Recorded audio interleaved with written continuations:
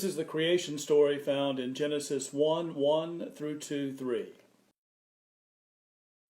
In the beginning, when God created the heavens and the earth was a formless void, and darkness covered the face of the deep, while a wind from God swept over the face of the waters. Then God said, "Let there be light." And there was light. And God saw that the light was good. And God separated the light from the darkness. God called the light day, and the darkness he called night. And there was evening, and there was morning, the first day. And God said, "Let there be a dome in the midst of the waters, and let it separate the waters from the waters." So God made the dome, and separated the waters that were under the dome from the waters that were above the dome. And it was so. God called the dome sky. And there was evening, and there was morning, the second day. And God said, "Let the waters under the sky be gathered together into one place, and let the dry land appear." And it was so.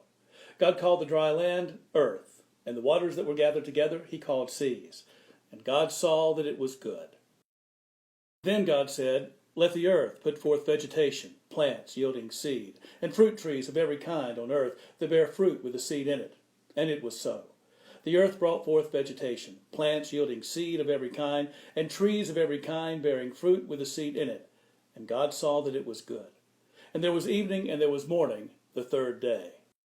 God said, "Let there be lights in the dome of the sky to separate the day from the night.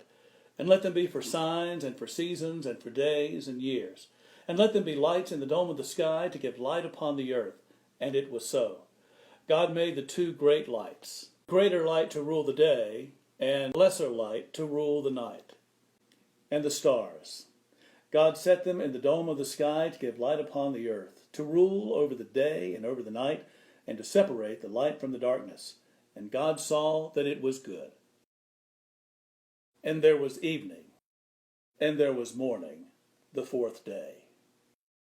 And God said, "Let the waters bring forth swarms of living creatures, and let birds fly above the earth across the dome of the sky."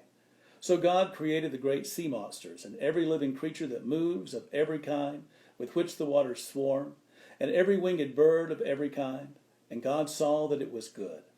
God blessed them, saying, "Be fruitful and multiply, and fill the waters and the seas, and let birds multiply on the earth." And there was evening, and there was morning, the fifth day. God said, "Let the earth bring forth living creatures of every kind, cattle and creeping things, and wild animals of the earth of every kind." And it was so. God made the wild animals of the earth of every kind, and the cattle of every kind, and everything that creeps upon the ground of every kind. And God saw that it was good.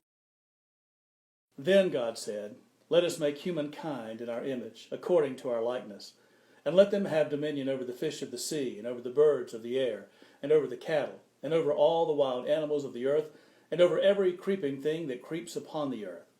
So God created humankind in his image. In the image of God he created them. Male and female he created them. God blessed them, and God said to them, "Be fruitful and multiply, and fill the earth and subdue it, and have dominion over the fish of the sea, and over the birds of the air, and over every living thing that moves upon the earth."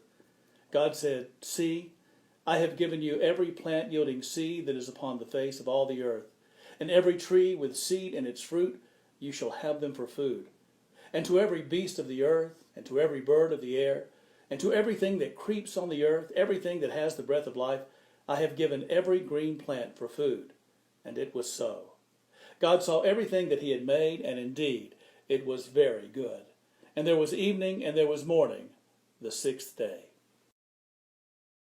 Thus the heavens and the earth were finished, and all their multitude. And on the seventh day God finished the work that he had done, and he rested on the seventh day from all the work that he had done.